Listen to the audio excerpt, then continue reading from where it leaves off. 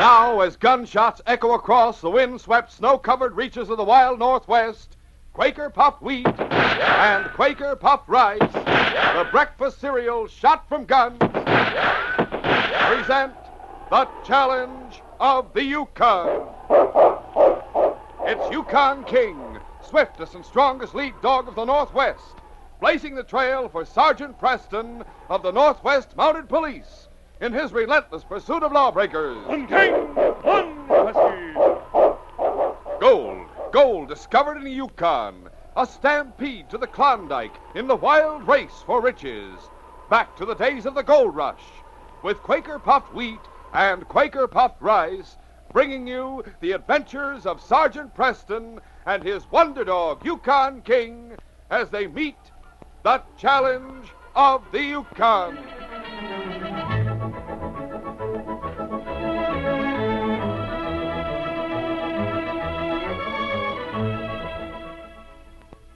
At breakfast tomorrow, try this. Pour out a bowl full of crisp, fresh Quaker Puffed Wheat or Quaker Puffed Rice. Add milk or cream, top with fruit, and get set. Yep, get set for the keenest, swellest tasting breakfast ever. Now, did I hear you say, look, nothing could be that good? It couldn't, huh?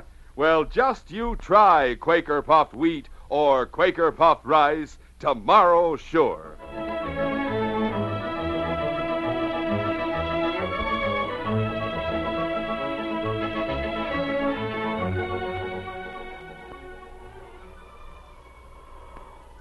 Niku sat on the floor of the igloo facing the sleeping bench and watching the stranger as he talked with his uncle, Kulak. This was the first white man the Eskimo boy had ever seen. Wonder was in his eyes. Never had he seen a man with a beard like this before, so thick and black. And never had he seen a knife such as the white man held in his hand. Neither had Kulak, for that matter. He watched the flashing blade constantly, although he spoke of other things. It's not good for man to travel now. The wind is a whisper, but soon it will change. The storm will come. It will last for many days. After a sleep, I must go. One of your dogs is lame. He cannot travel far. Yes, that is true. I must find another dog. The men were silent for a moment, and in that moment, fear took possession of Niku. This was trading talk. The man was offering the knife for a dog, and Niku was afraid he would choose his own dog, the black husky he had named Tonak. I have many dogs. Yes, I've seen them. They sleep in the tunnel with my dogs. They are good dogs. Yes, they are good dogs. This is a good knife. There's no knife like this within 1,000 miles. The blade is sharp enough to cut a hair. Yeah, I'll show you. The stranger pulled a hair from his head. A flick of the blade, and it was cut in two. It is a good knife. But it would not be wise to trade a dog for a knife. No, it not be wise. Buckland does not talk to you. No, Kulak, but there is wisdom in his speech. Man can make knife of whalebone, but without dog he's nothing. A boy is nothing. Hold your tongue. A man can't make such a knife as this from whalebone. And if a man has many dogs, it is a small thing to lose one of them. But it must be a good dog, or I will not part with a knife. All Kulak's dogs are good. But there is only one I want. Name the dog. It is the black. No, Kulak. Tonak is mine. Hold your tongue. He was given to me by my father before he died. The black husky is the one I want. You cannot have him. The black husky shall be yours. No, Kulak. He is not yours to give. He is the price you pay for food you eat. The dog is yours, Buckland. Give me the knife. No, Kulak. Oh, no. Not yet, Kulak. It may be that as we sleep, the boy will turn the black dog loose. This cannot happen. You shall have the knife when the dog is hitched with the rest of my team, and I'm ready to leave your village. So be it. Tonak. No, Kulak. No. There was nothing that Niku could do, and he knew it. But when the others were asleep, he put on his parka and crawled into the tunnel where the dogs were sleeping. Some of them growled at him. Tornak, though, raised his head and whimpered a greeting as the boy put his arm around him. Tornak, the stranger will take you away with him when he goes. There is nothing I can do to stop him. If I turn you loose, Tornak, where would you go? Where would you find food? I would go with you as the stranger sleeps, but then we both would surely die. No, Tornak, you must go with him, because Kulak is greedy for the shining knife. Tornak, someday I will find you. Someday we will be together again. Someday, Tornak, I promise. The stars were still shining as Buckland prepared to leave the village, for there is no day during the long winter above the Arctic Circle. Tornak was harnessed just in back of Buckland's lead, but these were strange dogs, and he fought to be free until Buckland lashed him with his long whip. Hey there! No, don't beat him. And make him be quiet. Tornak, I have told you, you must go with the stranger. Yeah, that's better. And now the knife. Yeah, here it is. I must warn you, Kulak. There's powerful magic connected with a knife. If men come this way and ask for me, you must tell them nothing. You must hide the knife until they have gone. Tell all the men in the village, Kulak. If anyone speaks of me, the knife will turn against you. You will die. Do you understand? I will tell the men. No one will speak of you. Good. Steady. Push! Push!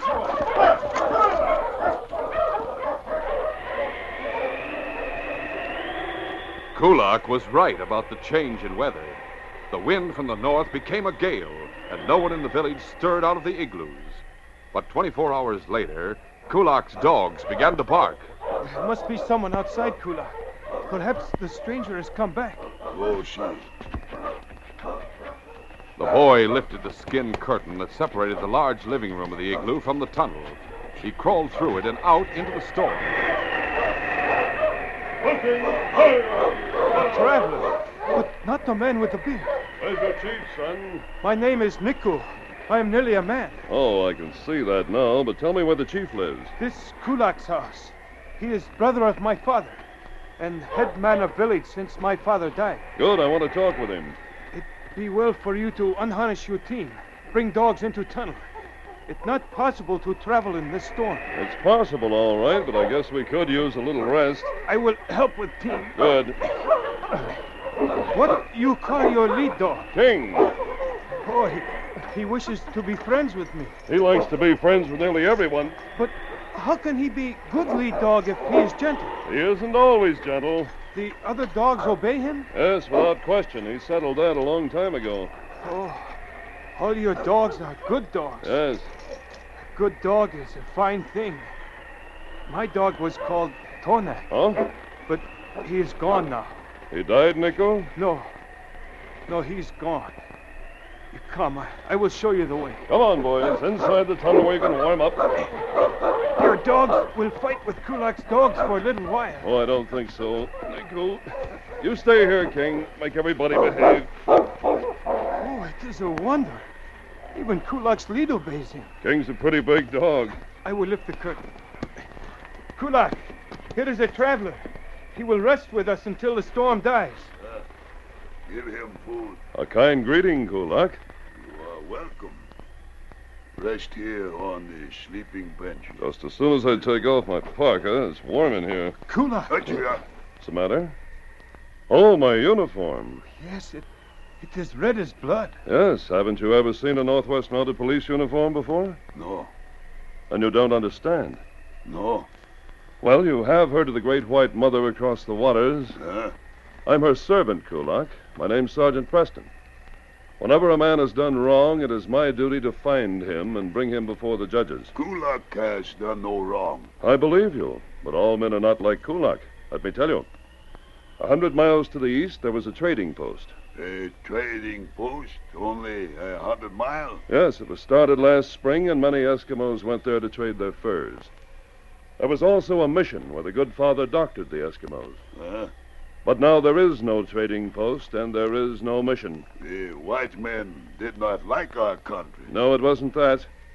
An evil man came to the trading post one day and killed the trader. The good father tried to stop him, and he also was killed. The killer left the post and headed in this direction. I believe he's trying to get to Alaska. His name is Buckland. He's a big man with a black beard. If you have seen this man, you must tell me, Kulak. It's the wish of the great white mother across the waters. Have you seen him? No. We have seen no traveler from the east but you. Kulak. Why do you stare? Give Sergeant food. Yes, Kulak. Here is food. Oh, thank you, Nico. I will feed your dogs. That's fine. You will rest here, Sergeant. For a few hours, then I'll have to be on my way again. An hour later, everyone in the igloo was asleep with the exception of Niku. He crawled close to the sleeping bench and touched the sergeant's shoulder. Oh? What is it, Niku? I must speak with you. Come with me outside. All right, Niku.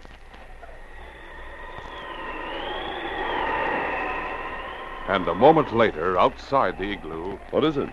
The man with beard. He is evil man? He's very bad. I knew that when he beat Tornak. You knew? You've seen him? Yes. He was here space of summer day ago. You will take him before judges so he cannot beat Tornak. You can depend on that, Nico. Oh, What's the matter? Kulak. I saw him in the tunnel. He has heard what I told you. You don't have to worry about that. He should have told me himself. He will kill me after you have gone.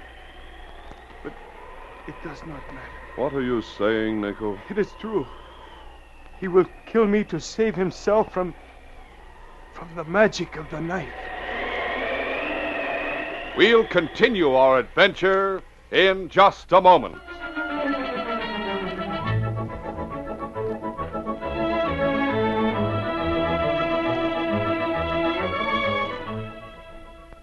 You know, fellas and girls, I was out walking one night.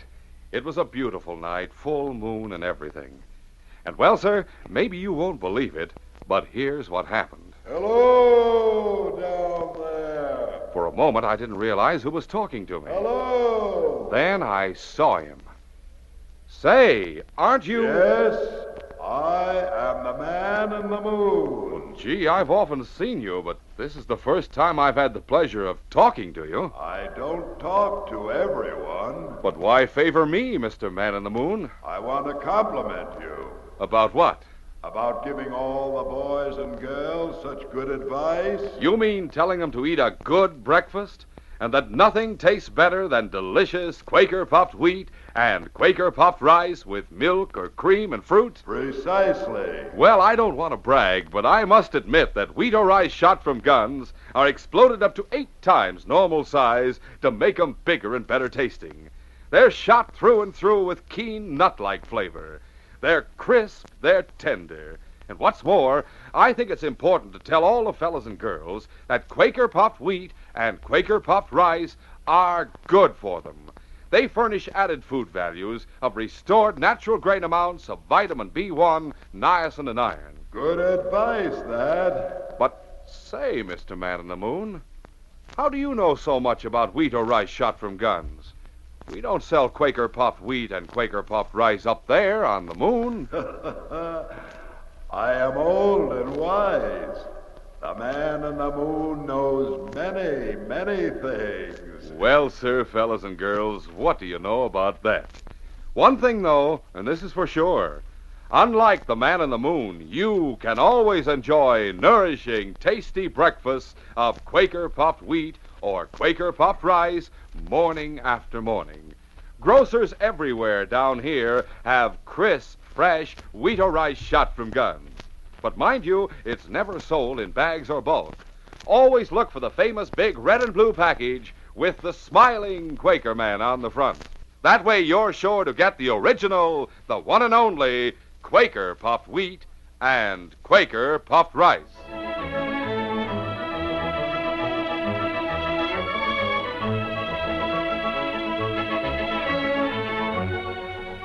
Now to continue.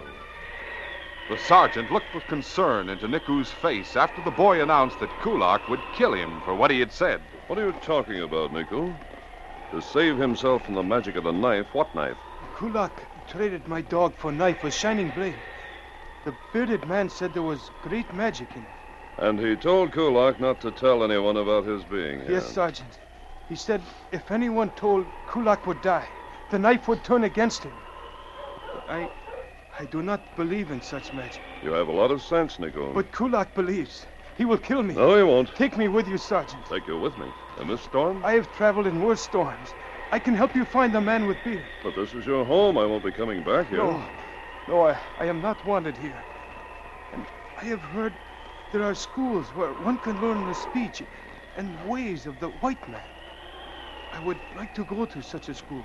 You're a smart boy, Nico. I think you'd do well in a mission school. Take me with you, Sergeant. That sounds like a good idea. I'll put the fear of the Queen in Kulak, but even so, I wouldn't feel safe in leaving you here. Superstition's almost impossible to fight. Well, settled. Come on, we'll tell Kulak. Kulak made no objection to Niku's leaving. In fact, he was glad to be rid of him. The sergeant called the men of the village together and delivered a lecture on cooperating with the law. Then he and Niku started out. Hunting! Hunt, Husky! Their course lay across the frozen surface of the sea. The wind roared down from the pole, whipping the snow in the air to a height of 30 feet. It was bitter weather, and after traveling many long hours, the huddle of igloos in the icy waste was a welcome sight. Hunting! Think we'll find the man with the beard here? Oh, yes. Even with Tornak, his team is not as good as yours. He is not strong as you. We will find him here. Look, Niku. The men are coming out of their igloos. Sergeant, they carry spears. We are not welcome here. I'll find out why. Hulking! Ho, you husky! Hunter! You stay here, Niku. The sergeant walked toward the village, and as the figures of the Eskimos became clear through the whirling snow, he saw one of the men raise his spear. The sergeant whipped out his gun and fired into the air. With wild yells, the Eskimos turned and ran. Stop! I come in peace! In spite of the sergeant's shout, the Eskimos disappeared into their igloos. The sergeant started on once more, when a volley of shots rang out from one of the snow huts. He dropped to the ground and fired in return. King! Get the team turned around! He began crawling back toward the sled, and as he did so, the wind increased in violence, and a curtain of driven snow blotted out the village. He leaped to his feet and ran back to the team. King had the team turned around, and the sergeant leaped on the runners of the sled. On King! The great dog leaped forward along his back trail. Sergeant, I'm afraid. All right, Niku. The stick that belches fire and thunder. We call it a gun. There is another in village. Yes, it must have been the man with the beard who fired it. I not see him. No, he sent the Eskimos out to drive us away. When they turned and ran, he had to shoot. Why do Eskimos raise their spears against you? I don't know, Niku. There's no telling what Buckland's been saying to them. I'm going to find out. Where are we going? Back away. We'll build an igloo. All right, on, King. The sergeant put half a mile between the sled and the village before he called out a command to stop. Okay. Ho, you husky. Holla! Then, cutting great blocks of snow with his snow knife, he quickly built an igloo. He carried his Primus stove inside, lit it, and soon the interior was snug and warm. He fed the dogs, cooked some food for Niku and himself, and after they had eaten... I'm going to leave you here a while, Niku. Where do you go? To the village. King and I. They will kill you. I'm not going to let them see me this time. The dogs will catch your scent. They will bark and tell villagers you are coming. They won't get our scent this time. We'll make our approach from the south, which will be downwind. Our scent won't be carried to the dogs, and we'll crawl through the snow, so none will see us. Let's go, King.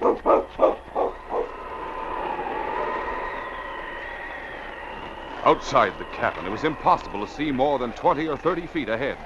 But using his compass, the sergeant made a wide circle to the south, counting his steps. At last he stopped and dropped to the snow. Village should be due north of us now, King. We'll crawl until we get there. It was 10 minutes later that the igloos loomed ahead through the snow. The sergeant headed for the one at the edge of the village. He reached its tunnel without being seen. He pushed aside the block of snow that filled the entrance. There was one dog inside the tunnel. Keep him quiet, King. A woman's voice called out. Sergeant threw back the curtain at the end of the tunnel. It was warm inside the igloo, And as he stepped inside, he opened his parka. The Eskimo woman inside saw his uniform. Red devil! Be quiet. The woman picked up a knife and started for the sergeant, but he caught her wrist and twisted it from her grasp. I won't hurt you. Tell me why you called me the Red Devil. Let the seal come back. We are starving. We have no meat to eat. The flame in our lamps is low. So you haven't been catching any seal. Oh, no, we have not. And it's my fault, I suppose. Yes. Who told you that? The man with the black beard? Yes. What else did he tell you? That if you are killed, we will find seal again. Anything more? That if you enter the village, we will starve to death. And now we are lost. No, you're not. Where is the man with the black beard? In the singing hut. Who's with him? All the men of the village. My husband Angatok cast a spell on you. Oh, so your husband is the shaman. Yes. But he has failed. Now listen to me for a minute. He has failed. He has Just failed. be quiet and listen. I'm not a devil, I'm a man. I'm the servant of the Great White Mother across the waters. I'm Sergeant Preston of the Northwest Mounted Police. I've come here to arrest the man with the black beard who has killed 2 men. Going to take him before the judges who will punish him for his crime. No. No, the men will not let you touch him. They will die first. I'm going to change their mind about that. I'm going to prove to your husband and the other men that I'm a friend. Friend? I mean no harm to anyone in this village. That's why I'm not going to make an arrest now. But tell your husband this, and don't let him tell anyone else, especially the man with the beard. I'm going away, and I'll return with seal, so that you will have food and fuel, which will prove I'm a friend, won't it? Yes. Give me one of your husband's harpoons. Beside the lamp. Good. You'll tell your husband, and only your husband. If you bring back seal when there are no seal, then you are good spirit, not bad one. I'm only a man, a policeman. I will tell my husband. The sergeant left the village under cover of the storm and returned to the igloo he had built. Niku was pathetically glad to see him. I was afraid, Sergeant. I was afraid they killed you. Don't worry, Niku. I found a way to help the villagers and make them our friends. How? You remember back about 20 miles and the dogs tried to head out to sea and King had a hard time keeping them straight? Yes. They had caught the scent of seal. Right. That's where we're going. Here, King. At the scent of this harpoon. Find seal, King. Seal. Sergeant, he understands. Yes, he'll lead us to the right spot, won't you, boy? And so once again, Sergeant Preston and the Eskimo boy braved the Arctic storm for long hour after hour. It was King who let them know when their destination was reached, for there was no sign that a man could recognize in that white wilderness. All right, boy. Oh, there. Oh, King was unharnessed, and the sergeant followed him, harpoon in hand, across the trackless snow. At last, the dog stopped and looked up at his master. an air hole here, King? The sergeant probed through the snow with his harpoon and found the seal's air hole. Then he built a windbreak on the north side of it as a protection against the bitter northern gale. Now we wait, King. The sergeant crouched with his harpoon ready, watching a slender piece of whalebone which he had thrust down through the snow to the open water beneath it. He waited without moving a muscle for 1 hour, or 2 hours, or 3 hours. And during all that time, King crouched in the snow as motionless as his master. Then the piece of whalebone rose and fell, and the sergeant struck. Got him, King. It was Angatok and his wife who first heard the sergeant's dog team. What? A traveler. It is the man with the red coat, I know. We will see. Come. Together they hurried from the igloo. The wind was dying down, and only an occasional flurry of snow blurred their sight. They could see the team, the sled, the man, and the boy clearly. It is he. The villagers joined the shaman and his wife. It is the Red Devil again. We must wake the man with the beard, or the Red Devil's fire stick will kill us. No! No, this man is our friend. Yes, it is true. Look, on the sled. A seal. A seal! Hear my words. This man is servant of the Great White Mother across the waters. He comes as a friend, bringing us food. We must welcome him as friend. But at that moment, Buckland elbowed his way through the crowd. He carried a rifle, and he leveled it in the sergeant's direction. The shaman's wife screamed. No! At that moment, a terrific gust of wind hit the village, and a solid wall of white obscured the sled, but only for a second. The wind died, the snow cleared, and Buckland raised his rifle once more. Yeah, there he is. His target was no longer straight ahead. The sergeant had swerved to the left and was heading for the rear of the shaman's igloo. Buckland shifted his aim, but now the sergeant was in pistol range, and his gun spoke before Buckland. Buckland had misjudged King's speed, and his shot passed behind the sergeant, but the sergeant's bullet struck the killer in his right shoulder. Still, he took aim again. I'll get you this time. He never pulled the trigger. The sergeant's second shot caught him in the right arm, and the rifle dropped to the ground. King swerved to the right at the sergeant's command and drove straight toward Buckland and the villagers. A second later, the sergeant halted the team. Well, Buckland, it's been a long chase. You're under arrest in the name of the Queen. You have kept your promise. You have brought us food. Yes, Shaman. Before I leave with my prisoner, I'll take you to the place where the seal are. Good spirit. We will move our village to this new place. Sergeant, here's Tornak. Oh? May I have him back? Of course you may, Nico. He'll travel with us to Herschel Island. The school is there? Yes, Nico, and both you and Tornak will be welcome there. And you? I'll be taking my prisoner on to Dawson. There's no doubt of your guilt, Buckland. I have the testimony of the Indians who saw you kill the traitor and the priest. When you face the judge in Dawson, this case will be closed.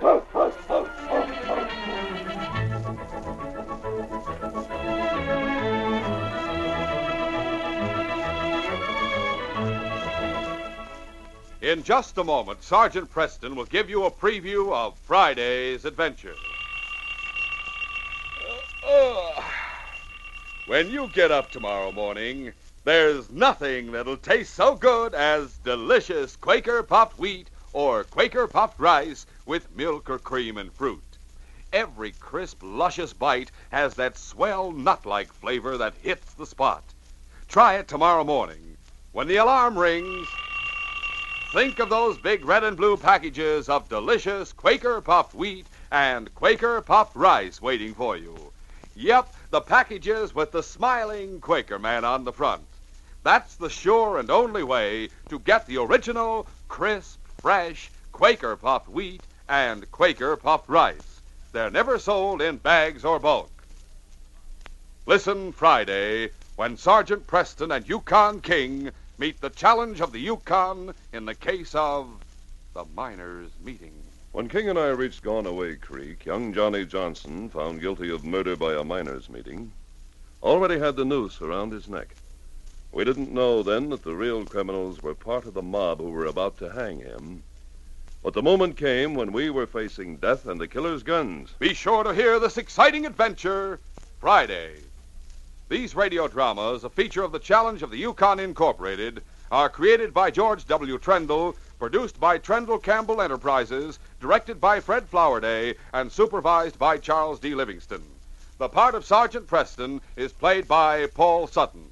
They are brought to you every Monday, Wednesday, and Friday at the same time by Quaker Puffed Wheat and Quaker Puffed Rice, the breakfast cereal shot from guns.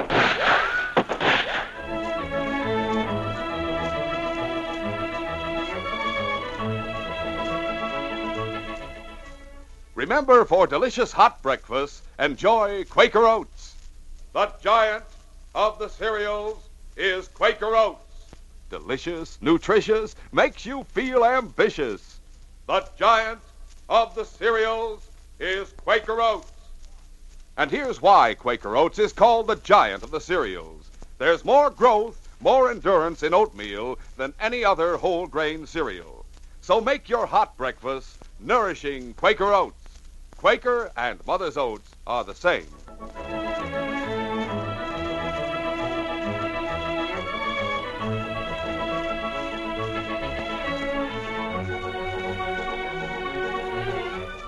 This is J. Michael wishing you goodbye, good luck, and good health from Quaker Puffed Wheat and Quaker Puffed Rice. So long. This is ABC, the American Broadcasting Company.